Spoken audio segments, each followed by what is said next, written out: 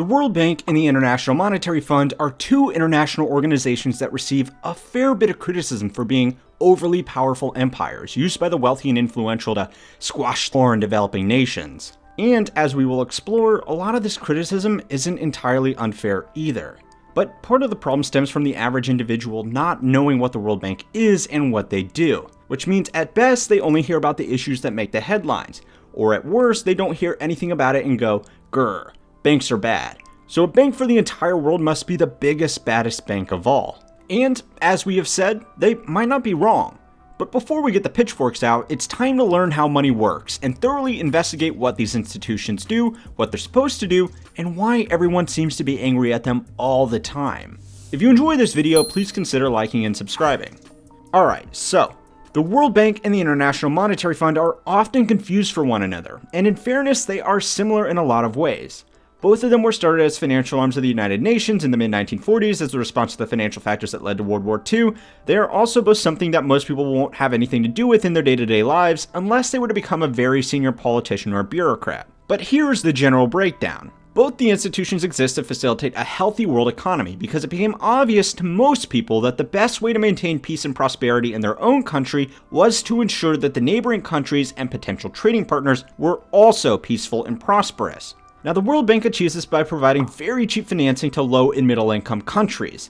The bank will write loans to places like developing African or Asian nations in the hope that this money will be used to purchase infrastructure and technology to make the transition from a poor country dependent on farming to a wealthy economy fueled by manufacturing. This is great in theory, because sometimes the hardest part of growing a strong industrial sector is getting the initial capital needed to get the ball rolling.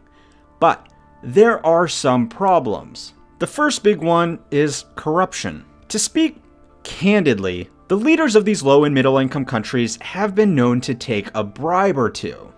Sometimes there's no guarantee that this money will be put towards productive purposes like building shipping ports or electric grids.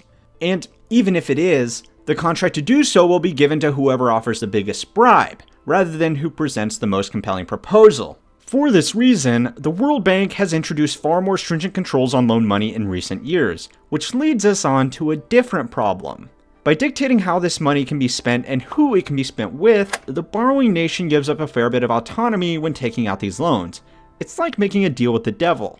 Your country gets the money it needs to pull itself out of poverty, but it's going to be done in the way that the World Bank dictates.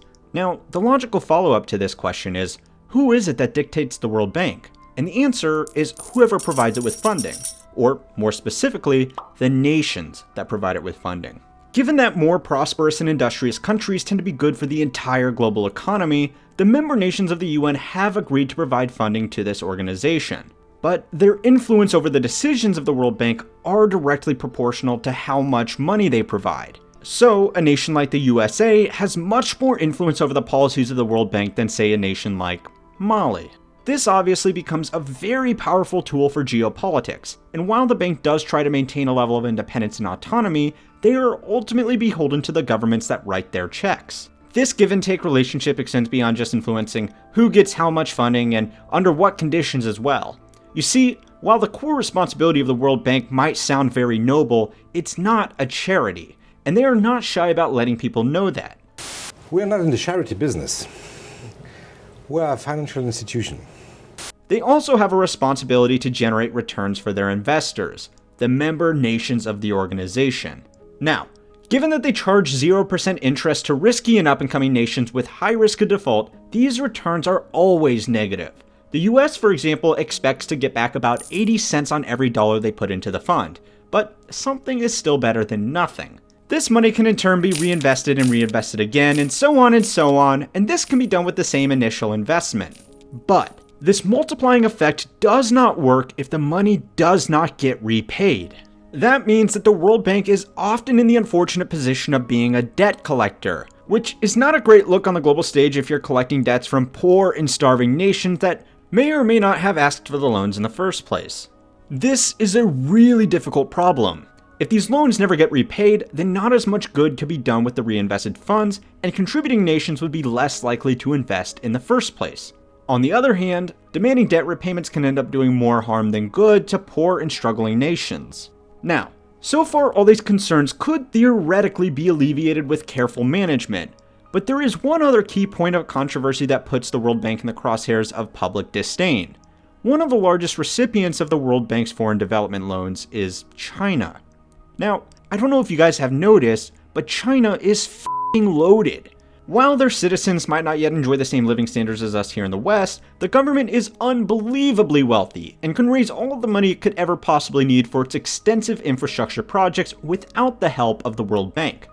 But because China is still classified as a developing country, it can still access these funds for certain uses. What's more is that given how large China's population is and how good they are at working the system, they are the largest beneficiary of the World Bank's zero-interest loans. Where a regular nation like, let's say, Germany would have to issue government bonds and pay interest, China has been able to basically get away with using the World Bank like a giant zero-interest credit card. Great for them, but a bit concerning for the other stakeholders, who were promised that their money would be going towards up-and-coming economies, rather than the world's second largest one. Now, a lot of these same criticisms are true for the International Monetary Fund, but for slightly different reasons. You see, when the World Bank is responsible for lending money to promising nations in need of a kickstart, the International Monetary Fund serves two slightly different roles. The first is to consult with member nations and provide advice on key economic developments. This role is especially important for nations in crisis. The idea is that this organization can leverage the experience of respected global economists to ease issues before they have a chance to spread from one nation to another, something that is increasingly likely to happen in our globalized world. Nations like Haiti received this advice from the International Monetary Fund following the devastating earthquake that rocked the nation in 2010. The idea of this advice is that most countries will hopefully only have to deal with events like this once in a generation. So, it is unlikely that they'll have financial experts with experience in these types of situations. Instead, by having a team at the IMF who can give advice on similar tragedies to a host of different countries around the world, they can guarantee that they are being given advice that has been tried and tested. Now, this of course extends to far more than just disaster recovery plans. The IMF has been known to mediate trade disputes, assist with foreign exchange developments, and provide a framework for trade deals. All very helpful stuff, especially when dealing with issues as complicated as these, that also have the repercussion that could literally throw the world into a recession. Now, this advisory role is actually the primary directive of the International Monetary Fund, but it's not what makes the headlines. Instead, its second responsibility is what gets all the attention, being a lender of last resort. The IMF will lend money to distressed nations and give them the capital they need to alleviate any domestic financial issues, before those same issues have a chance to spread amongst neighboring countries and trade partners. The world is an increasingly interconnected place, and sometimes it's better to write a risky loan to a country to put out an economic fire before it has a chance to spread. Now, you might say, well, isn't this just what the World Bank does? And while they're very similar, and for what it's worth, the two entities raise money in a very similar way, the difference is who is getting these loans.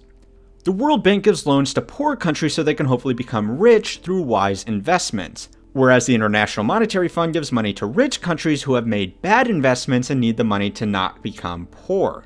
This doesn't mean that it's any less controversial though. Back in Haiti, when plain economic advice didn't work out, the IMF gave the nation a loan to help fund rebuilding programs. Almost a decade on, and Haiti was still struggling to pay for these loans and rebuild at the same time. There was a worldwide debate about what to do with this loan with two basic schools of thought. The first side argued that the IMF was not a charity, and while the loan was taken out during desperate times, it was still a loan and it still needed to be repaid. Forgiving this debt would be unfair to all the nations that did repay their debt, and would also be unfair to the nations that may need this money in the future, but wouldn't be able to access it because, well, it wasn't paid back to the fund. Just as many people argued against this point, saying that demanding repayments on this loan at the time would have put the nation in a position where it had to decide between feeding its people and paying its bills. An uncomfortable debate either way, and of course, there is the IMF, right in the middle of it, ready to be villainized no matter what they do. Now, while these lending practices do get a majority of the attention in the press, and I definitely encourage you to go read up on it if you're interested, it's actually not the most sinister thing that the International Monetary Fund does. As we saw earlier, their primary role is simply giving advice, but they're giving advice to distressed nations. Distressed nations normally have debt burdens to other countries, rich countries like China and America. And since these same rich countries are the ones funding this free economic advice, there is a much higher chance that this advice will include the rollout of austerity measures, as in raising taxes and lower government spending to pay off their loans as a priority, even if those actions would cause far more problems to the local economy. For reference, most economists would actually recommend doing the opposite during an economic downturn, like what we saw across the world in 2020 during the fallout of the coronavirus. But that kind of prudent approach means that bonds might go unpaid, and if bonds don't get paid, the people who own those bonds are going to be very unhappy. And those same people are the ones that pay the advisors at the IMF in the first place. So, this begs the question, are the World Bank and the IMF an evil empire, simply tools for modern-day colonialism under the guise of globalization? Well, not really. Overall, they do provide a good service that is more often than not a win-win for the countries involved, but you never really hear about that because it's boring. Nobody really cares until something goes wrong, and when it does, these large, mysterious, powerful entities that are above individual governments are the logical place to point the finger of blame, whether or not it is deserved. But let us know what you think in the comment section below. It helps out the channel and it would be really interesting to see.